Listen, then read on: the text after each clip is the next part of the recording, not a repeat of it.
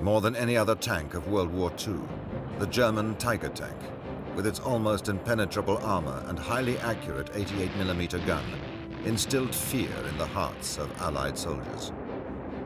It killed 2 of my crew, and I was literally blown out of the top.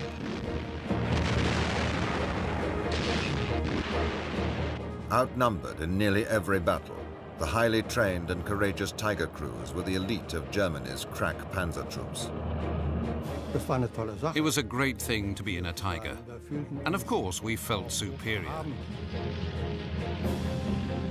Using archive film and color reenactments, Battle Stations enters the world of one of the finest armored vehicles in the history of tank warfare, the Tiger tank.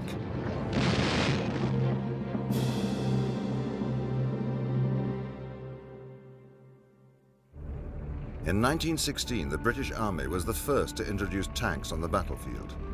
At the time, Germany showed little or no interest in the revolutionary new tank.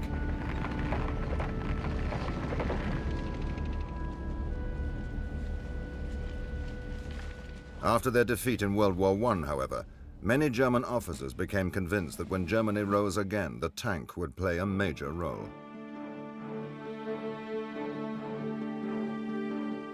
The Treaty of Versailles had banned all armament production in post-war Germany. Early development of German tanks during the 1920s and 30s had to be carried out in secret. But once Hitler and the Nazis came to power, all pretense of secrecy was thrown aside. Germany had built its army into a mighty fighting machine that would conquer almost the entire continent of Europe. Large tank formations, known as panzer divisions, were to be its main striking force.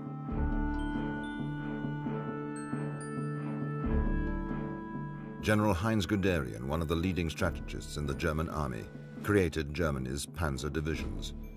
His ideas on the deployment and use of tanks in modern warfare earned him the title Father of the Panzers. Heinz Guderian studied armored warfare between World War I and World War II, and was able to take rather nebulous ideas and condense them down into a formal doctrine. Armies operate on doctrine, and Guderian is the father of armored warfare doctrine. During this period, the acknowledged leader in the principles of mechanization was British tank pioneer Major General John Fuller.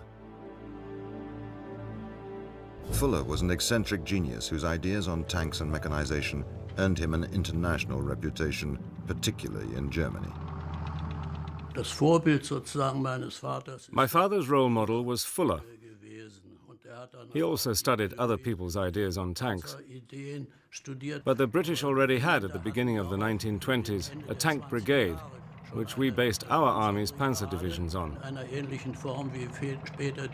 So it was the British who were his main role model.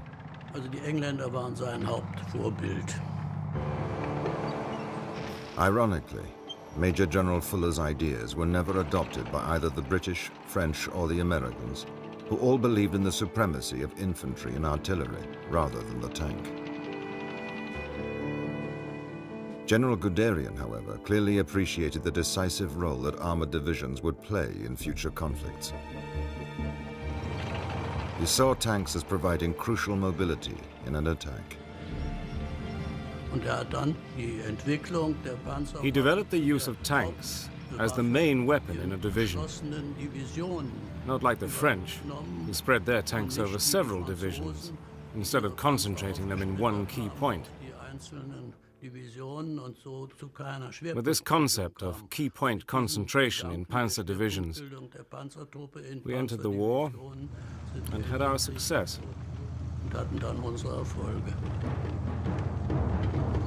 Hitler's panzer divisions were put to the test in 1939 when they spearheaded the German invasion of Poland. Enemy resistance collapsed within 6 weeks.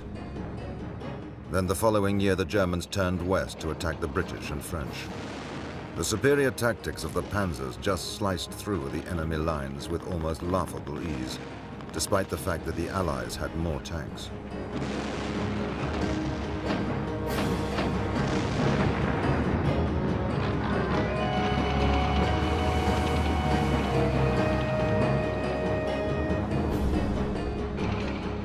In June 1941, Hitler again unleashed his panzers, this time on the Soviet Union. Within weeks, the Red Army was pushed back to the gates of Moscow.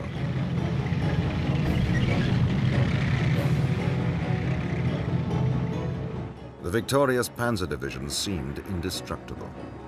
They considered their tanks superior to anything the enemy could produce. But in the autumn of 1941, the Germans were taken by complete surprise when the Russians deployed a new tank.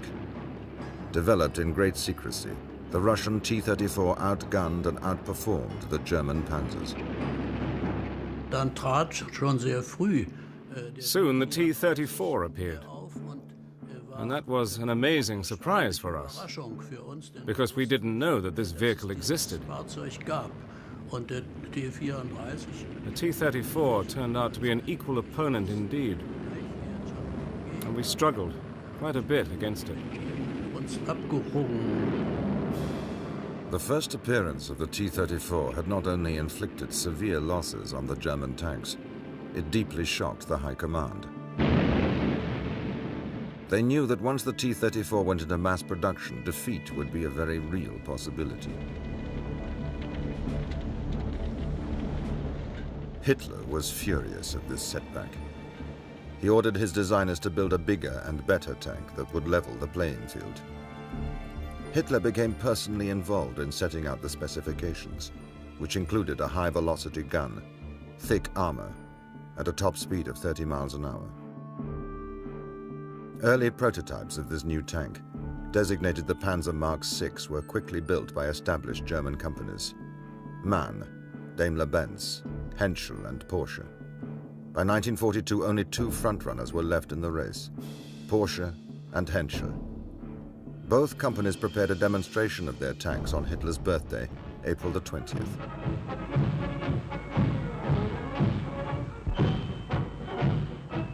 Dr. Ferdinand Porsche was a personal friend of the Führer, so it was annoying for both of them to discover the Henschel design was clearly better.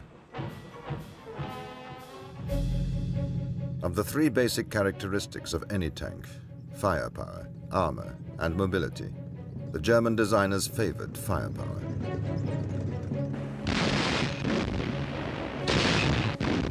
So in response to Hitler's directive, Henschel decided upon a turret and an 88mm gun designed by Krupp, the German steel manufacturers. 2 months later, the new super tank was finally ready for combat trials. To match its performance, it was named the Tiger. At 56 tons, the Tiger was nearly 20 tons heavier than its nearest rival. Yet despite its size, it had to be able to cross difficult terrain and negotiate obstacles better than any Allied tank.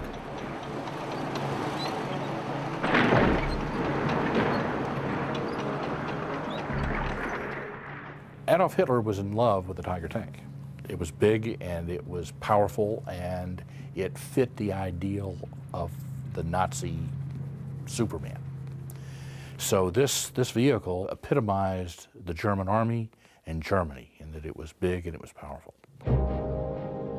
In late 1942, frontline units received their new wonder weapon, equipped with the most lethal tank gun in existence, the 88mm. It would not take long to discover if the Tiger proved to be the battle-winning tank that Hitler badly wanted. The incredible triumphs of the German army during the first 3 years of war had shown the panzer divisions to be Hitler's best shock troops.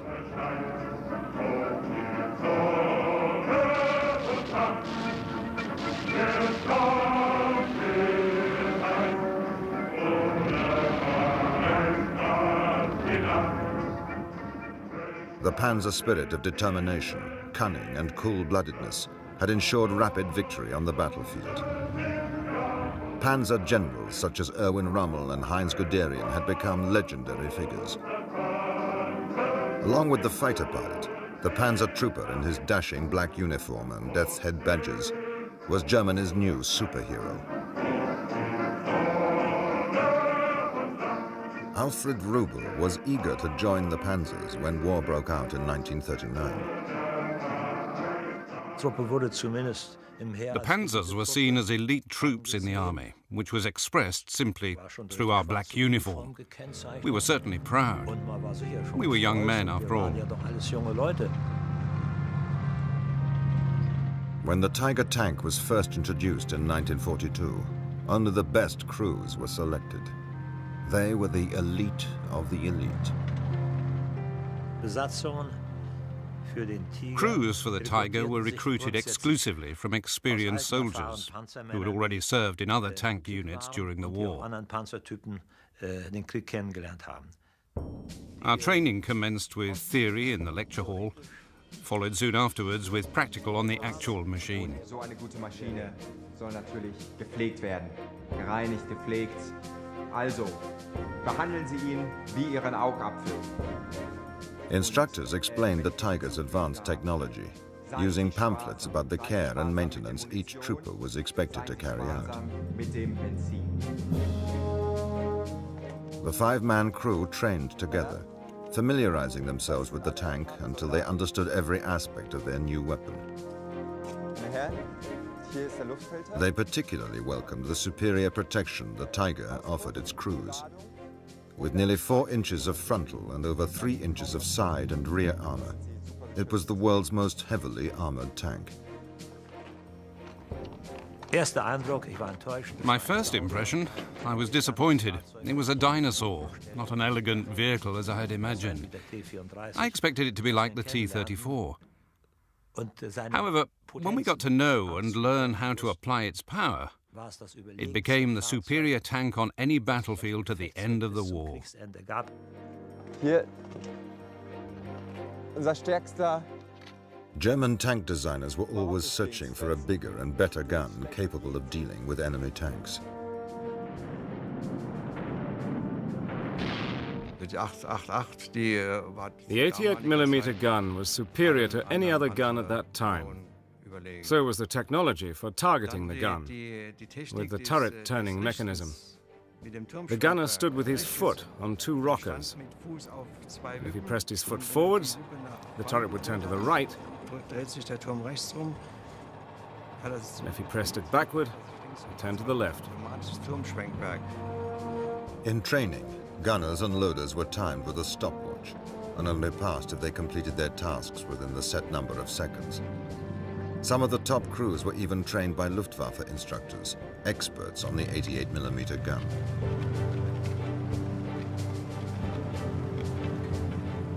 The radio operator sat next to the driver and manned the forward machine gun located in a ball mounting on the offside of the front armor plate.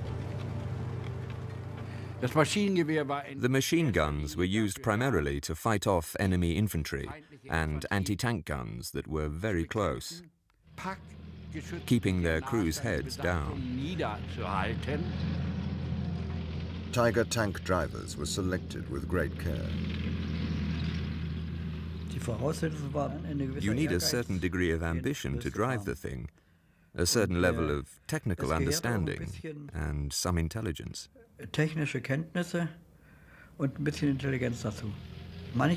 Some people were afraid and claustrophobic in the tank, but you couldn't have that. The driver had to be calm, which had a positive effect on the rest of the crew. The Tiger had 8 forward and 4 reverse gears, but its huge weight made steering difficult, so Henschel developed power steering, and for the first time a steering wheel instead of levers was used to maneuver a tank. Because of the power steering, you could basically steer the Tiger with one finger, and the half-automatic gear shift was also much better than any other tank that we had. The initial role for the heavy Tiger tank was to be the iron fist of the panzer divisions, punching a hole in the enemy lines.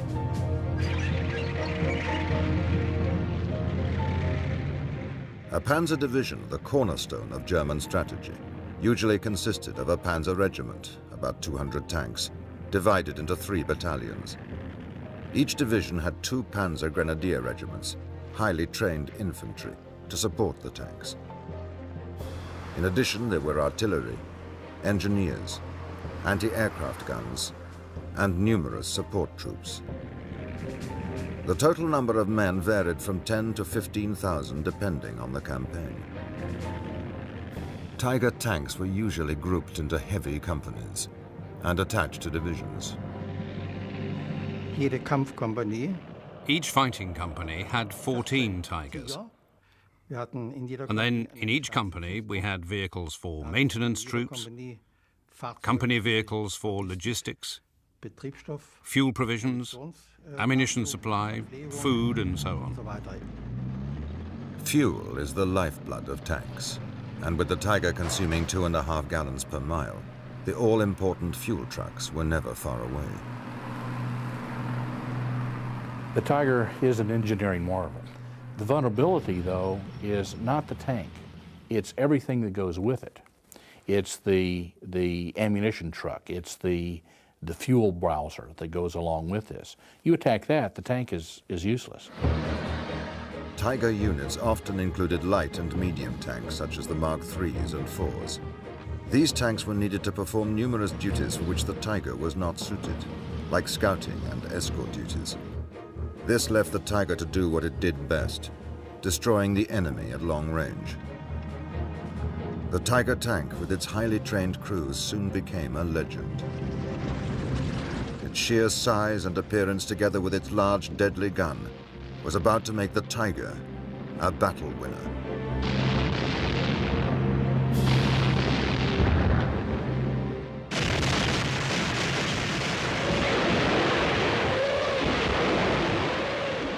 The first Tiger tanks, with their highly trained crews, made their debut in action on the Russian front in late 1942. The well-trained panzer divisions found Russia to be ideal tank country. However, the logistics of maneuvering large formations across the great distances of the Russian plains or steppe meant crews were often confined to their tanks for long periods, sometimes even days.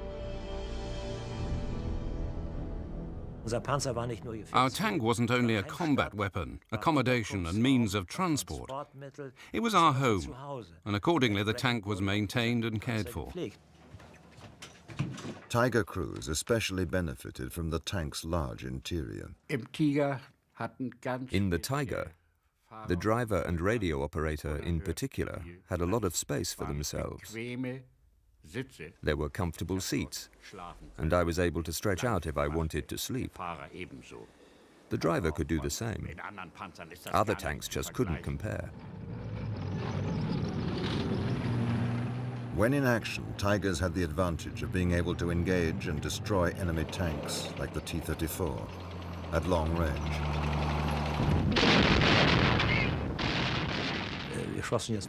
We could now hit targets from a distance we had only dreamt of before. The tank commander would announce the target, and the gunner would choose for himself when to open fire. Only bad commanders interfered with the gunner until he actually opened fire. An encounter with a Tiger on the battlefield was a daunting prospect for the Russian T-34 crews. You did get a little shiver when you met a Tiger tank. Not only because it was so powerful, but because we were young, and this tank was frightening. It was more powerful than the T-34.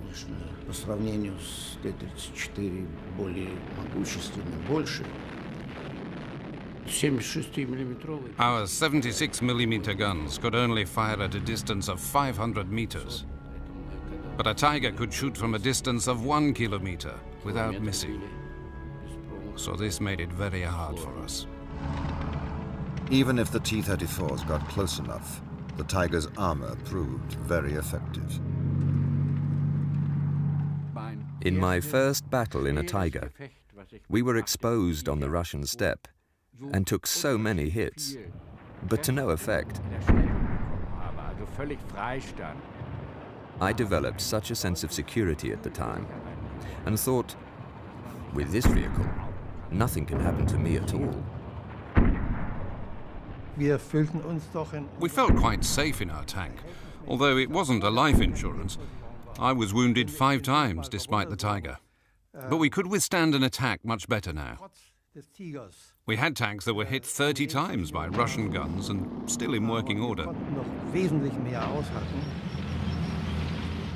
In one 6-hour engagement, a Tiger was hit 227 times. Despite having its wheels, tracks, and transmission damaged, it managed to crawl a further 40 miles across country. Tigers worked in conjunction with infantry and artillery, each element supporting the other.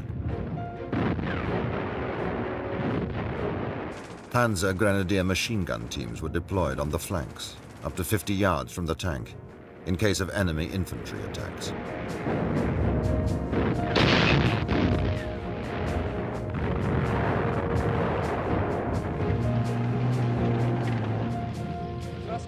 Tiger commanders had excellent radio communications with their crews.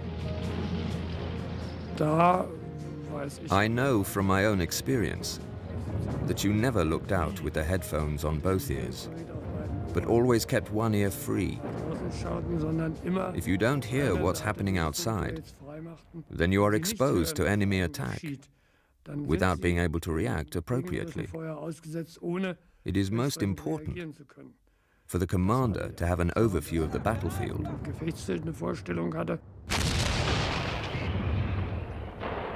With a well-trained crew, the Tiger commander concentrated on searching for targets, always preferring to keep his hatch open. I had to have my head outside of the turret so that I could oversee everything. If there was an anti-tank gun firing, you could then sense what was going on.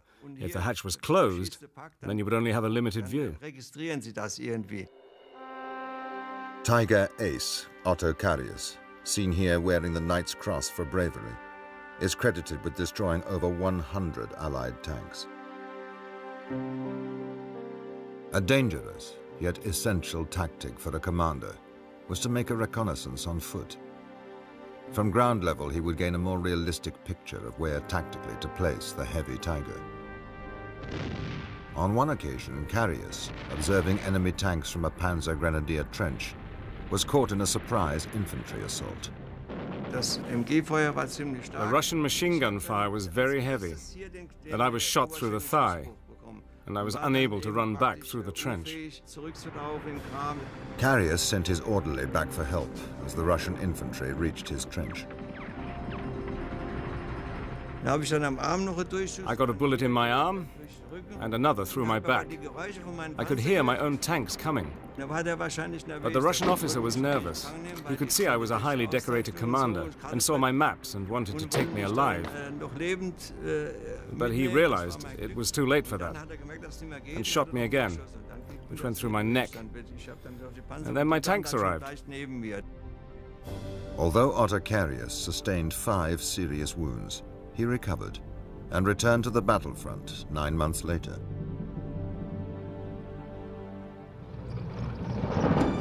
The SS Panzer divisions were also equipped with Tiger tanks. Although not strictly part of the army, the Waffen-SS were elite troops, politically indoctrinated into the Nazi cause. Their reputation for bravery, as well as brutality, made the SS Panzer regiments amongst the most feared of all German troops.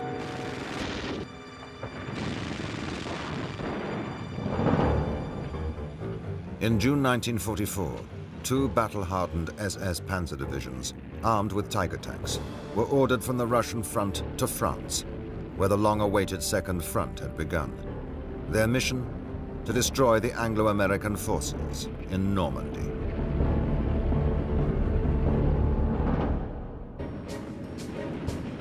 In June 1944, 2 panzer divisions armed with the mighty Tiger tank were dispatched to Normandy.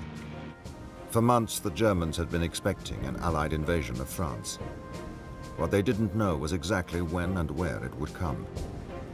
Field Marshal Erwin Rommel, commander of the anti-invasion forces, had strengthened the coastal defenses. But the use of the panzer divisions, armed with the superior Tiger tank, had been a point of contention between the top commanders. Field Marshal von Rundstedt, the supreme commander in the West, had clearly laid down the role of the panzer divisions in the defense of France. The main force would be kept well back from the coast and used to plug any gaps once the exact location of the invasion was known. But Rommel's ideas were different. He argued the panzers must be kept as near to the beaches as possible, so an Allied landing could be repulsed immediately. Hitler intervened in the argument and reserved the right to deploy the panzers himself. Unfortunately for Rommel, the panzers were not used to repulse the Allied landings. Incredibly, Hitler was unavailable to order their use. By the time they eventually did arrive, they were too late. The Allied beachhead was already established. The two SS Panzer divisions transferred from the Russian front, however, went into action, immediately deploying their Tiger tanks against the Allies.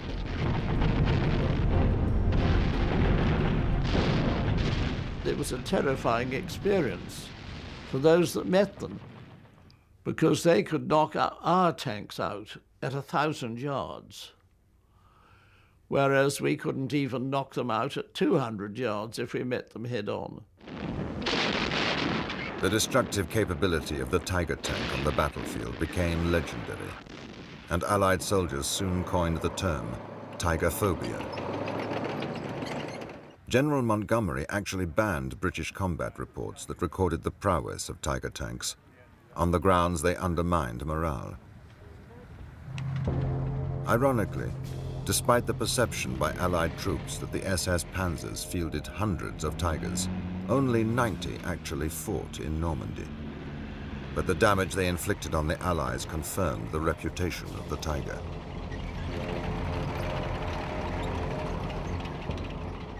The most impressive exploit achieved by a Tiger unit in Normandy took place on the 13th of June 1944, 7 days after D-Day. That morning, several British tanks were advancing out of the French town of Villers-Bocage. The long, narrow road forced them to travel in single file with their headquarter vehicles in the center. Unknown to the British, a group of 5 Tiger tanks, under the command of SS Lieutenant Michael Wittmann, were hiding nearby. Wittmann was a battle-hardened Tiger ace who had destroyed 117 enemy tanks on the Russian front to win his Knight's Cross.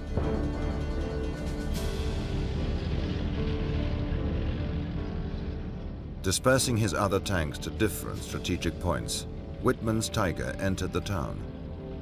Catching the British by surprise, he destroyed 3 tanks before maneuvering his Tiger into a position to attack the British column from the rear.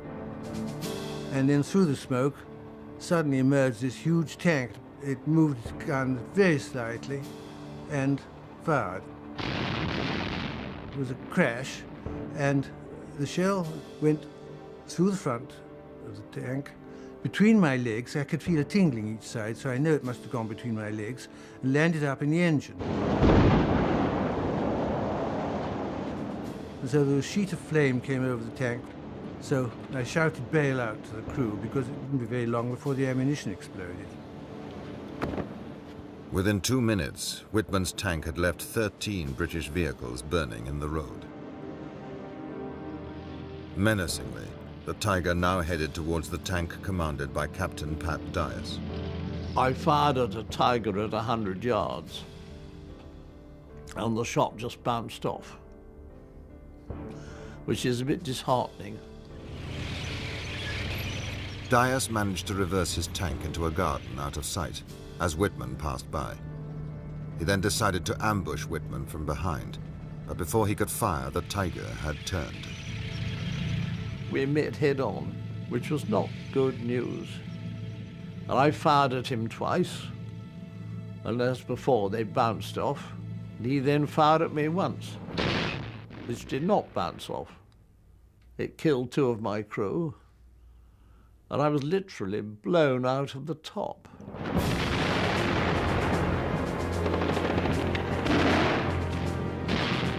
Eight more SS Tigers reinforced Wittmann, and the battle raged. Finally, his Tiger was knocked out, but he escaped, leaving Villers-Bocage a scene of death and destruction. Despite losing 4 Tigers, Wittmann had destroyed 47 Allied vehicles and inflicted 257 casualties. Pat Dias's heroic attempt to stop Wittmann's Tiger had left him wounded and nearly blind. Luckily, the doctor who treated him at the first aid station was an eye specialist. He put a great big magnet over my eyes and brrr, brrr, and out jumped all the little bits of steel. And he said, if those had stayed in for 24 hours, you would have been blind for life. The encounter at Villers-Bocage had demonstrated, despite overwhelming odds, how lethal a well-commanded Tiger could be in close-quarter combat.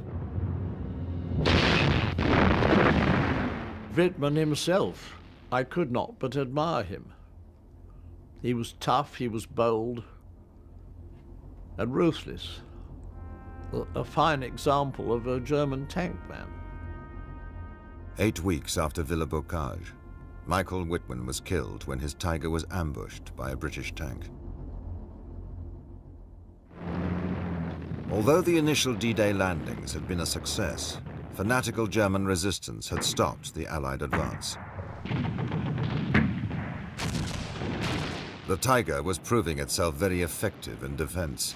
Its long-range gun and thick armor proved unforgiving. The Tiger was best avoided, really. You couldn't really do anything against them. It felt quite powerless. It's like a nightmare, you know, when things get a little bit nasty and a little bit nastier and a little bit nastier, and then, my God, it is a Tiger. And call on the radio, say there's a Tiger, and give a map reference, and then the RAF would come very quickly in their Typhoons and rocket it.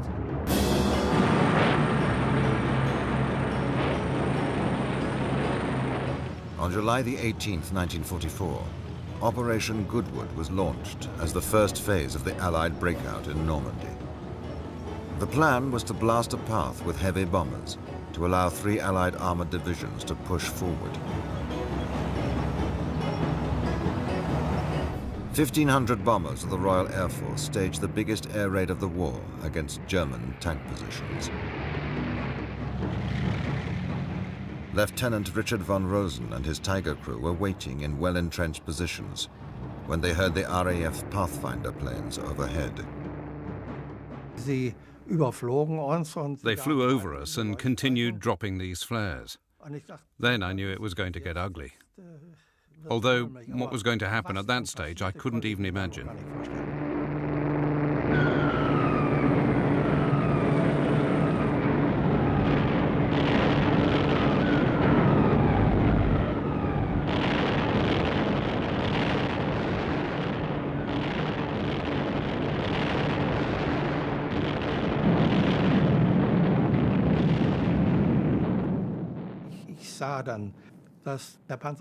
I saw the tank next to me, meters away, was burning severely.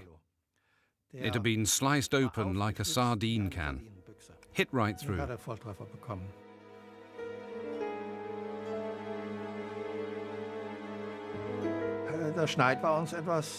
Our courage was somewhat diminished. We'd never seen anything like it. You have to imagine what we experienced in our tank during these 2.5 hours of carpet bombing. It was hell.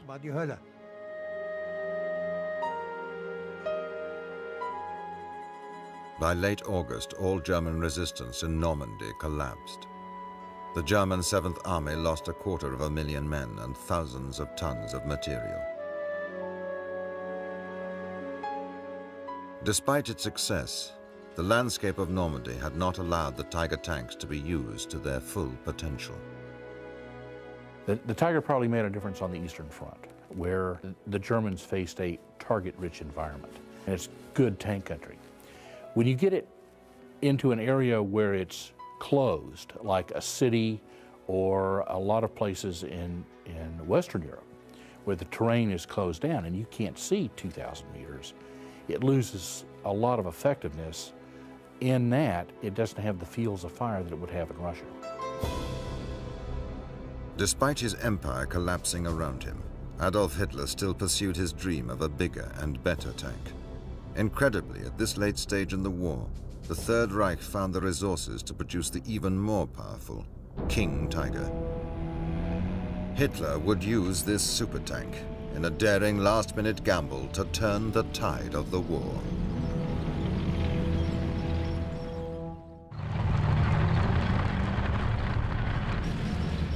By late 1944, the German armies were in retreat on all fronts. But Hitler believed that the new King Tiger tank would give his panzer divisions the winning edge on the battlefield. 5 years of war had seen his panzers sustain enormous losses in material, which even the efficient German armaments industry found difficult to replace. Once the United States and the Soviet Union had entered the war, German tank production could not compete. The Americans alone produced 4 times as many tanks as Germany. The Soviet Union produced more than 40,000 T-34s during the course of the war.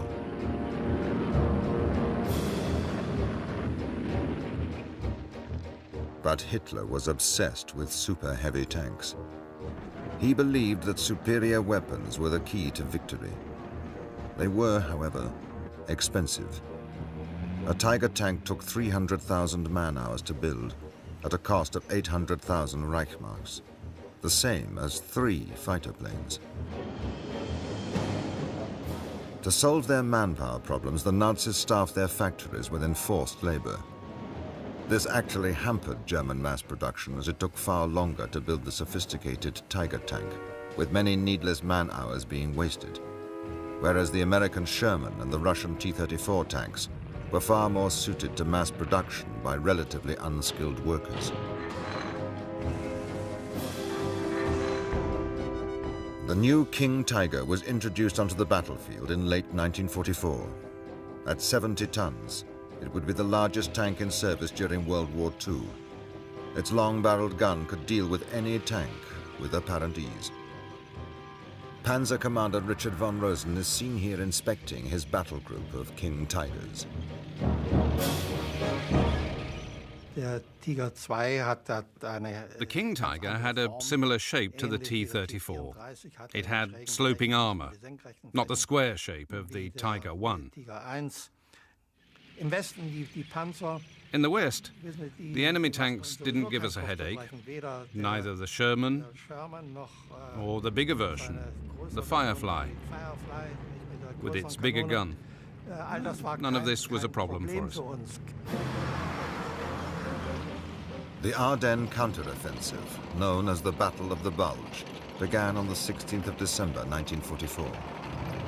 It is the one battle of the war most closely linked with the King Tiger tank.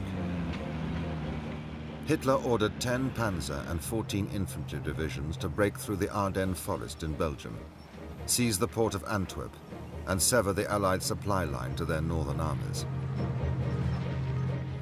One King Tiger battalion was placed in an SS battle group spearheading the advance. Using the poor weather to their advantage, the German troops completely surprised the Americans, throwing them back in disarray within the first few days. A German breakthrough looked imminent. Although the Germans only deployed about 150 King Tigers, their reputation completely outweighed the impact of their numbers. Initially, during the Battle of the Bulge, when the King Tiger was used against American troops, it panicked them. They'd never seen anything that big. So they were caught completely by surprise. Here they are, supposed to be in a quiet front. The next thing you know, they have this monstrous, huge King Tiger rolling down on top of them. And it shocked them. It was hard to recover from this initial panic. But the Germans soon discovered they had made a tactical blunder in using King Tigers, despite its lethal killing power, to spearhead the offensive. Because of its size, the King Tiger was not suited to rapid maneuvering through the narrow roads of the hilly and heavily wooded terrain of the Ardennes. They're operating in mud and slush, snow. And because it was so huge, the German engineers would have to build special bridges for it and raft these things across. The attack bogged down.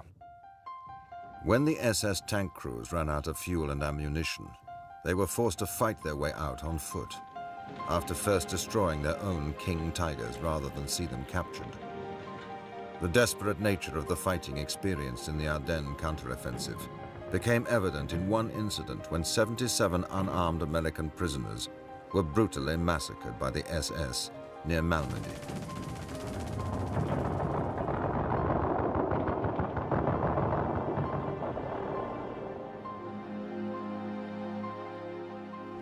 After the war, 80 former SS soldiers were prosecuted for murder.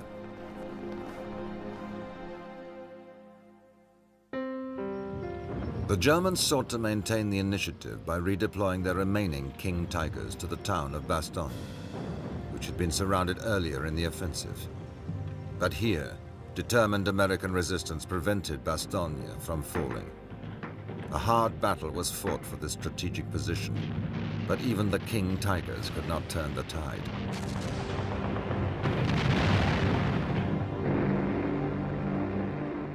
As the weather improved, Allied air superiority decimated the German armor, including the precious King Tigers. With the defeat of Hitler's Ardennes Gamble, the last great Tiger action in the West had been fought and lost.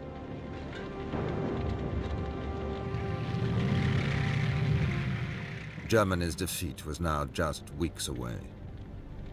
The few Tigers remaining in Hitler's diminishing arsenal were used mainly on the Eastern Front. The war was lost. Everybody knew that. We only wanted to keep the Russians as far away as possible from the German border. That was our motivation. During the final 2 years of the war, the Panzer troops had fought with distinction through the great battles on both East and West fronts. Their skill and discipline in defense, often against overwhelming odds, had pushed the Allies to the limit. People tend to underestimate how good the Germans were, and they also thereby underestimate how good we were. Throughout its operational life, the Tiger tank was rushed to every crisis, and its crews fought on every front. Its performance in battle became legendary. I wouldn't have wanted to go into battle in any other tank but the Tiger, because it was superior in every aspect to every other tank we had. The Tiger was, for me, the best tank that existed. It had its flaws, which you got to know, but you could live with that. Life in a Tiger crew, commanding a Tiger company, was, for me, the highlight of my time as a soldier. The Germans were unable to produce such an advanced weapon in the numbers needed to save the Third Reich. Yet even with the defeat of Nazi Germany, the reputation of the Tiger endures. During World War II, the Tiger tank is absolutely superior to the American M4 Sherman or the Russian T-34. But in the end, they only made 1,300 of them. And overall, that's a drop in the bucket. But, having said that, the tank's going to go down in military history as one of the great tanks of all time.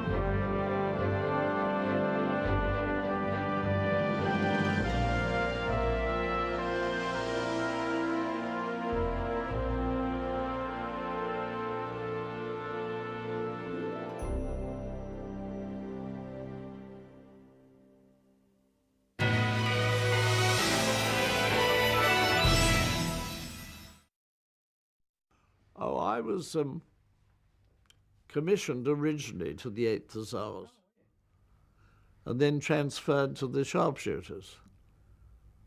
Without my knowledge, but two of my friends were going to the sharpshooters and I wanted to join them. This was in the little town of Villers-Bocage, or we called it quite simply Villers-Bocage, which I shall continue to do. It came rumbling down the main high street having shot up the soft vehicles in front of us, half tracks, no peak gun, without a gun in it, and our RHQ tanks, which were relatively soft. They weren't expecting to be the fighting element of the regiment. And I was in one of them. But when I heard enormous bang and crunch, I pulled back into somebody's front garden and was hidden from the Tiger. And I then saw it come down straight in front of me, not 20 yards away, with its iron crosses painted on the side. And I then had to make up my mind very quickly what to do. So I said, driver, follow that tank, like to a taxi driver.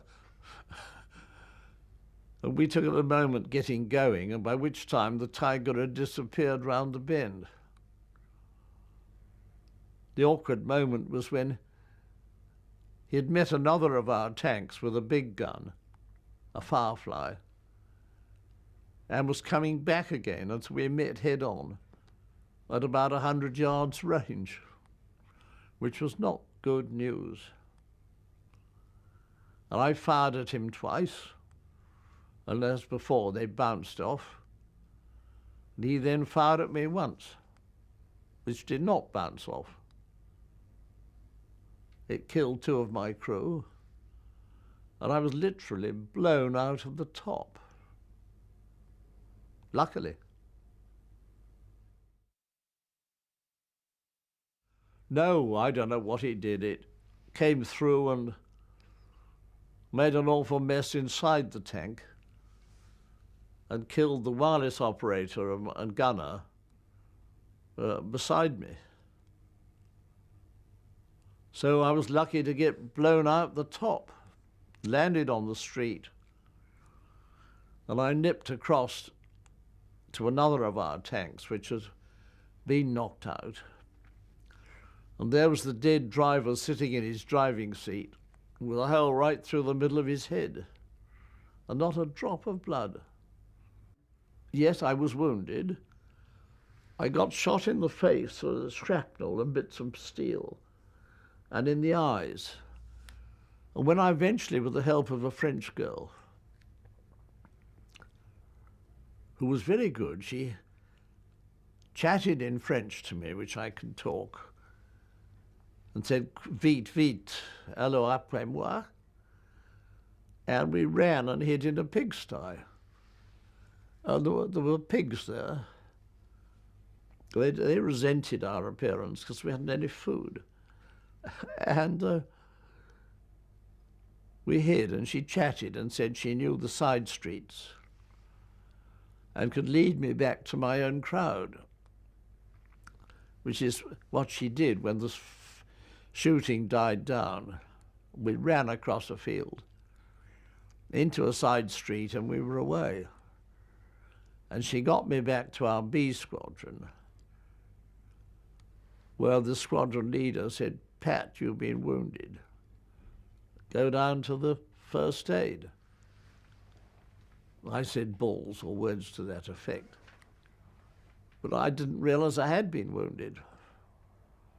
You don't feel it at the time. And so I wandered down to the first aid, and the man said, this is your lucky day. I didn't think it was. He said, I'm from Moorfields Eye Hospital. And he put a great big magnet over my eyes, and brrr, brrr, and out jumped all the little bits of steel. And he said, if those had stayed in for 24 hours, you would have been blind for life. I said, well, thank God. And he bandaged me up, and I went back to the squadron leader. The worst, that dead driver in the front of the regimental sergeant major's tank, with his head literally cut in two, where you could see his brains sticking out. That was the nastiest sight. We lost a lot of people, and I came in touch with the commandant at Bovington, which is our tank headquarters, a few years ago on a sailing venture. I'm very keen on sailing. And he asked me which regiment I'd been in, and I told him. And he said, "You were the most famous armoured regiments in the British Army. You had more battle honours, more casualties, and more decorations than any other regiment."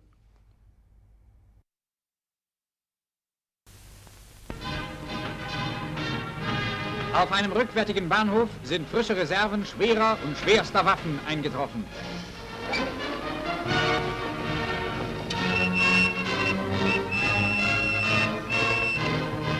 Panzer und Artillerie auf Selbstfahrlafette werden entladen. Sie werden schnellstens an die Front geworfen.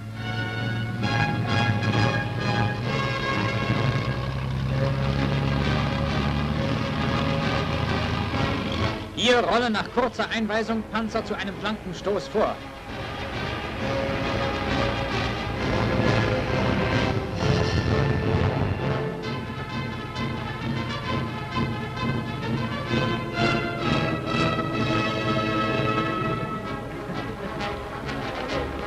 Infanteristen warten in der Bereitstellung auf den Einsatzbefehl.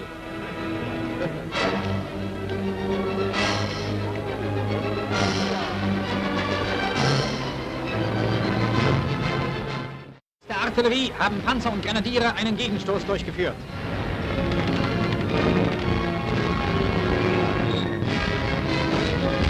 Feuerberührung mit der Feindspitze.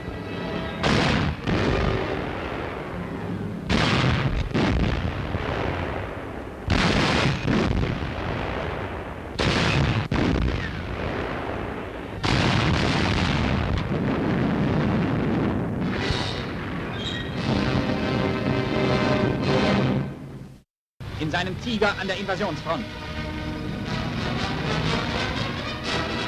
SS-Panzer rollen vor. In engen, laubverdeckten Hohlwegen, in dschungelartigen Waldpfaden liegen weit auseinandergezogen die Grenadiere in ihren Stellungen. Stündlich wechseln hier Angriff und Abwehr aller Waffen.